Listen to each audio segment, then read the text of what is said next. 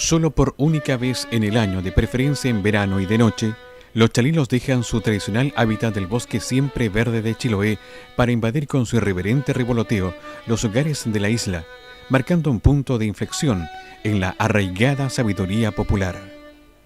Hoy, como en la noche de los chalilos, centramos nuestra atención en el aporte de aquellos hombres y mujeres que, sin proponérselos, han dejado huella al servicio de sus comunidades.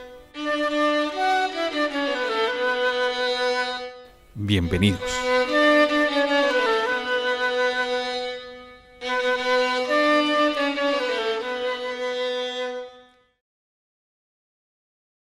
Muy buenas tardes, amigos televidentes. Damos inicio a un nuevo programa, ¿cierto?, de la Noche de los Chalilos, esta vez con un invitado, el señor Patricio Montenegros Muñoz, vecino de la población 22 de Mayo, gran deportista, docente, ¿cierto? Y hoy día vamos a tocar un tema en el primer cuarto, lo que fue el terremoto y maremoto que lleva el nombre de esta población, 22 de Mayo. Claro, y bueno, yo agradezco la invitación que me hace el Canal del Sur y en particular la tuya, Juanito, que tuviste la gentileza y la deferencia de compartir con un vecino más de Ancud. Yo la verdad es que por la edad que tengo, venturosos 66 años, nacido el 29 de noviembre del 51, imagínate la edad que tenía, 8 años para el terremoto, y todavía en la memoria, en el subconsciente, operan esos recuerdos que fueron traumáticos en su momento para toda la comunidad, no solo de Ancud, de Chiloé, Valdivia. Claro. Lo que nos complica a veces a los ancuditanos, a los chilotes, cuando se habla del terremoto de Valdivia, como si Chiloé no hubiera existido entonces. Hay una telenovela que justamente termina en Valdivia. Claro. La que están dando la noche creo que en el Mega. En el Mega, claro, sí. Justamente, perdona nuestros pecados. Dicen, claro, termina en Valdivia. La desgracia llegó hasta Valdivia, claro, no fue más al sur. Claro. Pero, básicamente eso, pues, entonces, cuando uno rememora algunas situaciones vividas, sin duda que se generó un aprendizaje, pero estaba leyendo una tesis, yo te comentaba antes del programa, de una profesional joven que hizo el 2006 un estudio muy interesante sobre el terremoto y maremoto de Ancud, sus consecuencias, y una de las conclusiones que obtiene ella, y no solo conclusiones, sino uno de los contenidos esenciales, es que hay una etapa traumática que sufrimos todos los habitantes que estábamos en ese entonces, y después hay una etapa post-traumática que no ha sido abordada tampoco. O sea, yo me atrevo a decir que cuántos ancuditanos o chilotes tuvieron apoyo psicológico con ese drama de la magnitud que nos tocó vivir. Así que ahí hay una deuda del sistema de salud chileno con los chilotes, con los valdivianos también. Claro. ¿Quién hablaba de los psicólogos en aquel entonces? Muy poco, era una palabra demasiado acotada. Claro. Uno lo primero que le viene a la cabeza es honrar la memoria de aquella gente que falleció. Todavía no existe un catastro real de los muertos, de los desaparecidos, porque la estadística tampoco estaba muy afinada en aquel tiempo. Pero surgen, ¿cierto?, en la memoria, como algunos amigos o vecinos, escritores, ¿cierto?, claro, investigadores, literatos incluso, logran rescatar del olvido. Por ejemplo, a mí un vecino deportista me decía que aquí en Ancud nadie le ha hecho un reconocimiento, un homenaje a un piloto de lanchas que había acá en Ancud, que era conocido como Compale. No me preguntes por el apellido. Claro. Y Compale, el mar se lo llevó, pues, con lancha y todo. Dicen que llegó hasta la cuadra de Valdivia, y muchos días después se sintió el ruido de un motorcito. Tengo un amigo, Lilo Ojeda, que le hace un relato muy interesante sobre el tema, cuando nadie esperaba que, con el temor que había en Ancud, apareciera una lancha motor, de esas que habían en aquel entonces aquí en nuestro puerto, claro, y Compale venía vivito y coleando, porque él se lo llevó la ola gigante, pero él, en vez de enfrentar la ola dejó que se la lleven, o sea, algo pasó ahí. Su habilidad, sus dotes de marinero o de marino, y finalmente el hombre regresó acá. Bueno, tal vez, como decía mi amigo Chicha Barriento, Ancud le debe un reconocimiento. Yo tengo un vecino igual del barrio Baquedano, que un hombre muy humilde que compartía el barrio conmigo, que conocido como Catete, también, que Dios me perdone, pero del apellido no me acuerdo, y él cuando llegaba con su saco de cangrejo compartía ese cariño que era tan propio de los chilotes, y yo me enteré que este caballero se lo llevó el mar. O sea, no fue el único, fueron centenares, miles de personas que murieron acá en distintas circunstancias, y a ellos tenemos que honrarlo, ¿cierto?, aunque sea con una oración abierta, explícita o silenciosa. Lo otro que me preocupa de las consecuencias del terremoto es que acá hubieron barrios emblemáticos que lo soportaron de una u otra manera.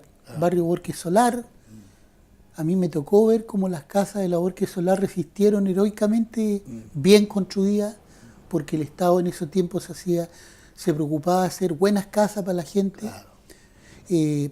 No eran muchas las que se hacían, pero esa población fue la primera que hubo en Ancud. Claro. Creo que fue fundada el año 54. 70 años cumplió. Años. Después, los vecinos de la Inés de Bazán, en su mayoría provenientes del barrio La Arena, que fue arrasado, y la gente de Pueto Bajo, ¿para qué hablar? Pero yo soy del barrio 22 de Mayo y tengo que hablar de mi barrio y de mi comunidad. La gente que llegó al actual barrio 22 de Mayo llegó con lo opuesto. Claro. Eran vecinos que incluso había gente que vivía bajo el Fuerte San Antonio. Claro, sí. En condiciones de mucha precariedad, ¿cierto? Y gente familias humildes de Ancud que poco o nada tenían, y que un alcalde que Ancud tampoco le ha hecho el reconocimiento que se debe, don Salomón Fuentes Martínez, tomó una decisión política y humanitaria muy importante y consiguió que el estadio o la cancha del club ferroviario, claro, se convirtiera en el albergue de decenas de familias. En algún momento la 22 de Mayo llegó a tener 80 familias. Claro. Tal vez no fueron tantas, entonces pudieron haber sido 50 o 60, pues se fue poblando de a poco el barrio.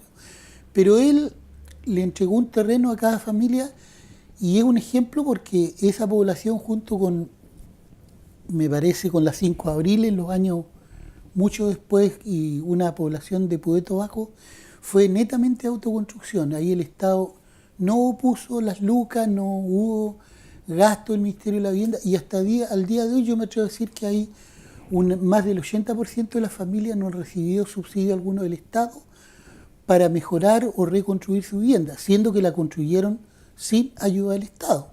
Claro. Entonces, eso llama la atención porque la 22 de Mayo tiene una historia que contar, una historia de lucha, de mucho heroísmo también, porque aprender a vivir, ¿cierto?, con puros pilones de agua, sin alcantarillado, sin luz, no durante un par de años, ni 2 ni 3. Yo recuerdo que el alcantarillado llegó a la población 22 de Mayo entre el 73 y 74. Claro. Porque junto con la llegada del funesto golpe militar, estaban dinamitando el barrio para colocar las alcantarillas, las tuberías. Claro, claro.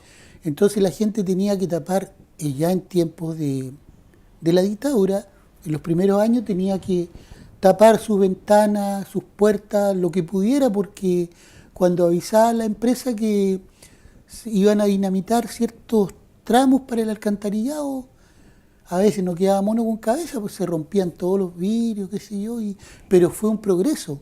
O sea, como dicen los antiguos, para hacer una tortilla hay que quebrar los huevos. Claro. Entonces, eso fue. Vamos a ir recordando a algunos vecinos, Patricio. Sí, por favor. El 5 de agosto del 60 se forma el primer comité de proadelanto de la población 22 de Mayo.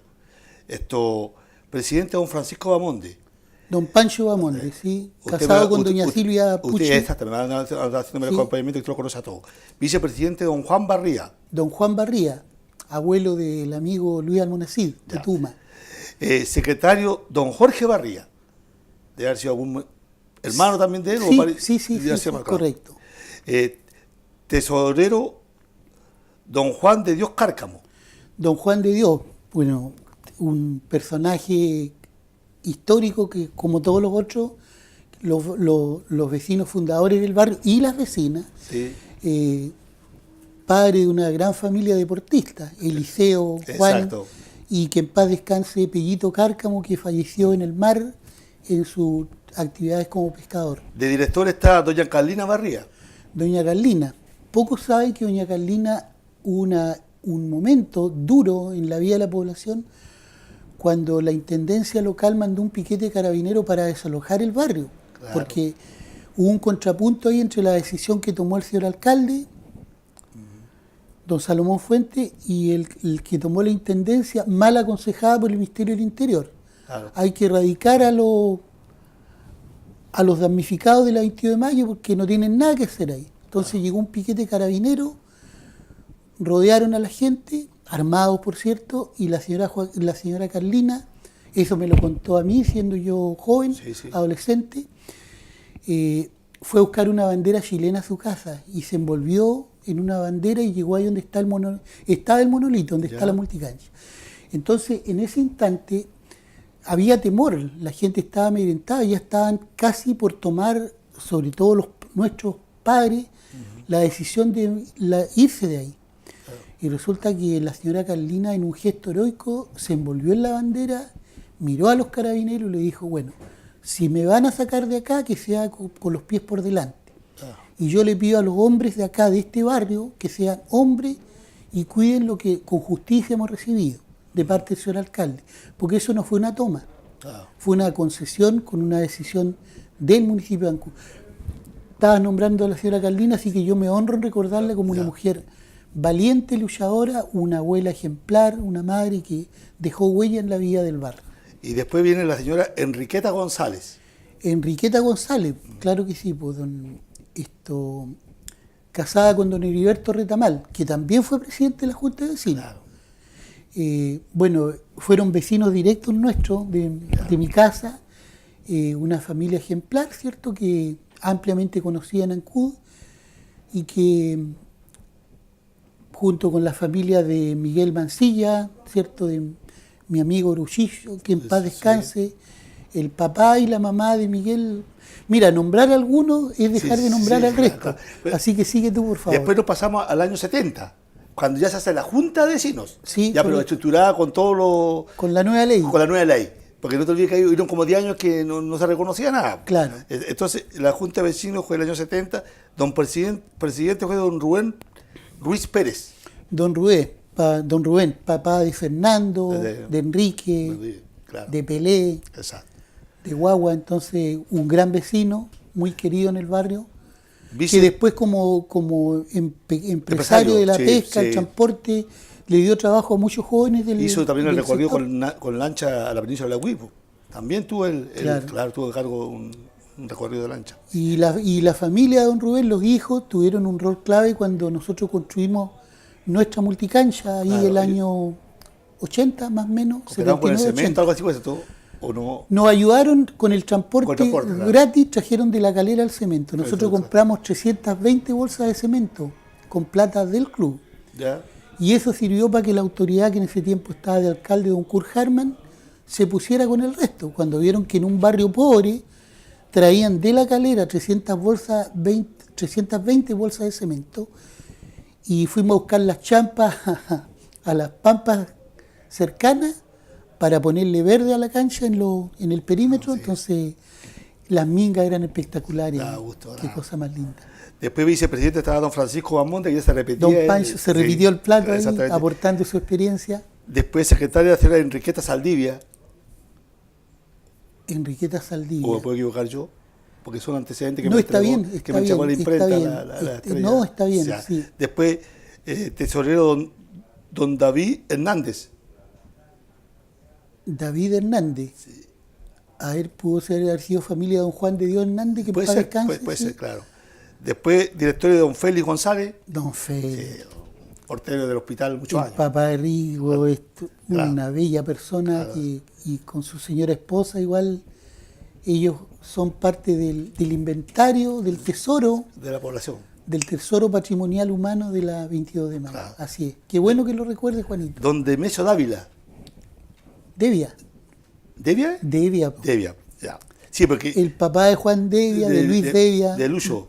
De Lucho Devia, Vamos a corregir. seleccionado de fútbol. Campeón nacional, Sí. jugando por Castro. Sí, Un gran jugador, un gran amigo. Y la señora Silvia Pucci, La señora Silvia. claro. Y después la otra organización que se armó también en aquel entonces, dos más, pero es para nombrarlo todo porque también creo que es lo lindo, rescatarlo. Esto fue el Centro de Madre del 22 de Mayo, también nació el 70. Así es. Presidenta, Tiempo de efervescencia, de exacto, participación popular. de bajar al centro, de Claro, demostrarlo. no, eso sí, qué claro. cosa más linda, sí. Presidenta doña Florinda Álvarez. Sí, pues, la hermana de Luchito La hermana de Álvarez. Luchito. Sí. Secretaria doña Edith Vidal. La verdad que no trataba de ubicarla, pero no me doy cuenta que apareció. Secretaria de Edith Vidal. Edith Vidal, sí, Edith Vidal. sí.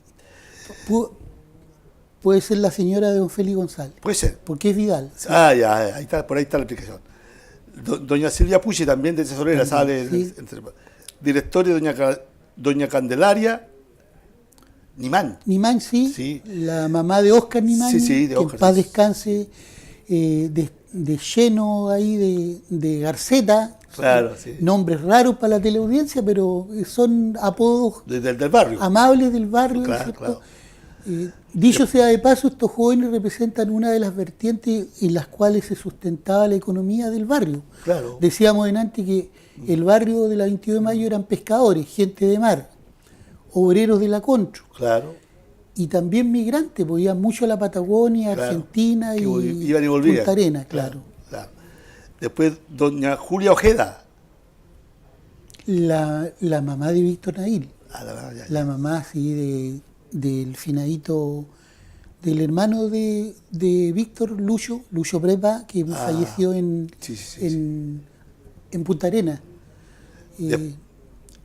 Después estaba la señora, puede estar mal o yo escribí mal, Dudelia Piticar, de ser mamá de Beto, Devia. Sí, pues ¿Cierto? claro. La mamá de Beto. Y dice, la claro. familia Devia Piticar. Exacto, claro. Una familia muy querida en el barrio. Después- Juan Devia Piticar vive en Castro. Ah, ya, ya. Y Lucho Devia vive acá en Ancud. Claro. Después está una señora Alberta Millapel. La mamá de Mañuco Ruiz. Ah, mira. De Mañuco, ¿sí? De Lucho, ¿sí? Y doña Fidelia Saldivia. Yeya, todas las filiales eran Yeya. Sí, Yeya había Saldivia. harta Fidelia ahí. Claro. Ahí me pierdo un poco, pero son toda gente, sin duda, del barrio y muy querida por lo demás. Y el 70 ya aparece usted, pues, joven. Club Deportivo. Claro, pero a mí me antecedieron Sí, pero lo que voy yo, eso es lo los que dice hermanos Cárcamo. Exactamente, sí. Por el lado de Rubén, de Pillunto. Por eso digo, a lo que voy yo que falta una historia también. El papá de Pillunto, sí, Carmelo, sí. Falta una historia también más interna, que ahí hay que hacerla, Claro. redactarla usted mismo, porque Claro. tienen más. Por ejemplo, ahí está el presidente don Patricio Montenegro, vicepresidente don Oscar Nimán, Sí, secretario don Nelson Saldía, debe ser, pues. sí, pues. Nelson Saldía. Y tesorero don Orlando Pillancar. Orlando, Sí. sí, una gran persona, un vecino muy querido, hermano de Hueñaca, Exacto. de Lucho Piencar, sí. A lo que yo voy que las organizaciones, ¿cuánta cantidad de vecinos tenían? Centro de Madre, usted vio 7. Claro. Lo mismo la Junta de Vecinos. O sea, la gente realmente se unía en pro de algo. Y había centros juveniles. igual, Claro, esto todavía no alcanza a llegar ahí. y ahí se hacían actividades navideñas al aire libre. Claro. Alguna vez llegó el padre Garay, que espero que está delicado de salud, que se recupere. Llegó con los muchachos de la JEC, de la Juventud Estudiantil Católica, hicieron una representación navideña. Llegó el padre, el curita belga igual. Ya, sí. Nos llegaba, cuando recién llegaba acá a Chiloé, llevaba con un proyector una diapositiva de un negrito africano que se llamaba Membo. Ya. Y ahí en el medio del barro, nosotros felices porque ni siquiera luz había en el barrio, entonces nos alegraban la vida. Claro. También el mundo evangélico hizo su contribución, hay gente que Exacto. se organizó en esas respetables opciones religiosas, por lo tanto era un barrio que sabía para dónde iba la micro la 22 de mayo. Sí. Y hay un himno que yo soy malazo para cantar, y ahí honro también a mi amigo Nelson Saldivia, que está delicado de salud. Claro. Puedo recitar porque Sí, hay sí, algunos jugadores claves que son parte de la ningún historia. problema. Dice, así se formó nuestro equipo, que sabe ganar y perder. Formó con Uribe en la valla, Pollito, Liceo y Coché. Uribe, el amigo Tapa, ¿cierto? Sí. Que alguien decía el otro día uno que mejor arquero de fútbol. Ricardo Alvarado decía que debió ser llamado a la selección y nunca se supo por qué, a la Sí. selección de fútbol de Ancud. Sí, sí. Uribe en la valla, Pollito, el famoso Pollito Soto, Sí. jugador que fue de la selección del 57, Sí. se puso la camiseta la 22 de mayo, era un gran vecino. Sí. Pollito Eliseo Cárcamo, el mariscal del zaguero defensa. central, Claro. y Coché, porque ese tiempo se usaba el 3-2-5. Claro. ¿Sí? Sí. Ya. Con Juan y Yalma en la media, Juan Cárcamo, Sí. hermano de Eliseo, y Yalma era Morocco. Claro. Le colocaban el apodo Yalma Santo. Sí, de brasileño. Ah. Del lateral brasileño. Ya. Claro. Y después venía Porongo, mi hermano, Pillunto y Devia, muchachos que saben jugar. Y después terminaba el himno, porque es nuestro himno, decía que también tenemos buenos reservas, ¿cierto? Y ahí faltó nombrar a Lalal también, que jugaba de 7, el Era hermano bueno. de Pillunto, Bueno, muy bueno. un 7 espectacular. Sí. Los reservas eran Mañuco y Pancho Nahuel. Entonces ese himno yo le pedía a Nelson que algún día lo cante y lo grabemos para dejar ese tesoro. ¿Por qué los Saldías salieron tan buenos cantautores? No, eso está en el ADN, por el tío Claro. Pero, Ancu Ciudad de Velero. Claro. Nelson le hizo una canción a Yeyito Sí. de la Goya, Sí. Yeyito La Goya. Extraordinario. Don Sergio Caucamán, un respetable y querido vecino. ¿Quién hace eso? Claro. Nelson con su magia y su talento lo hizo. Nelson le hizo un vals a Karel Mapu. Claro. Karel Mapu, Tierra Querida, ta. Yo esas canciones de Nelson que puede que estén todavía en la Estrella del Mar. Es que en aquel son entonces, parte de un en aquel patrimonio, entonces ellos iban a cantar a la radio Pueto. Claro. Había, ¿te acuerdas que había competencia de barrios? Y la radio Estrella la del Mar 22 igual. destacada, Claro. y la hora que competía con... Claro. Claro. Sí, o sea, era otro mundo, o sea, era en vivo. Claro, ahora entre la Borca y la 22 de mayo yo creo que hubo una rivalidad sana en lo deportivo, Sí, sana, sí. pero había una sinergia que la teleaudiencia sabe que la sinergia es juntar lo bueno de un lado y lo bueno del otro lado para Claro. potenciar lo que somos. Y en ese sentido estos barrios se complementaron y tenemos una historia en común, linda por cierto. Usted cuando llegó recién de Osorno, recuerdo cuando salió ya de la universidad, Sí. usted, por Al ejemplo, empleo mínimo. a Juanito Díaz le dio consejo de cómo tenía que ir a la universidad, o sea, paso fundamental que hay que dar, o sea, cómo se llega a la Claro. universidad, cómo se entra, Claro. o sea, lo que hay que mostrar, la señal que hay que dar, y usted aconsejaba a los niños. Claro, y tú relatabas antes, Juanito, que la 22 de mayo, siendo un barrio humilde, un barrio obrero, Sí, con gente de raíces campesinas, pescadoras, logró sacar adelante, con dificultades por cierto, la educación de su hijo o una opción para la vida del trabajo. sí. Entonces Lucho Álvarez era un profesor Exacto. y Lucho le molestaba mucho cuando le decían, ¿tú por qué no trabajas como profesor? Pero él tenía una escuela de fútbol, decía, ahí me realizo yo como profesor, Claro. porque trabajo los objetivos transversales de la educación, trabajo de todo, es una forma de educar. Claro. Entonces yo lo encontré fantástico ese punto de vista de Lucho, porque hay gente que piensa que la educación solamente se da dentro de una sala de clase y no es tan así. Hasta en la gira de estudio, él dio una clase de cómo trabaja un profesor. Claro, pues esas giras internacionales que hacía, pues, esas eran verdaderas escuelas, Eso, itinerantes. Hagamos- Itinerantes. Hagamos un alto, Ya, Pato, pues, después seguimos encantado. conversando. Ya. Solo por única vez en el año, de preferencia en verano y de noche, los chalilos dejan su tradicional hábitat del bosque siempre verde de Chiloé para invadir con su irreverente revoloteo los hogares de la isla, marcando un punto de inflexión en la arraigada sabiduría popular. Hoy.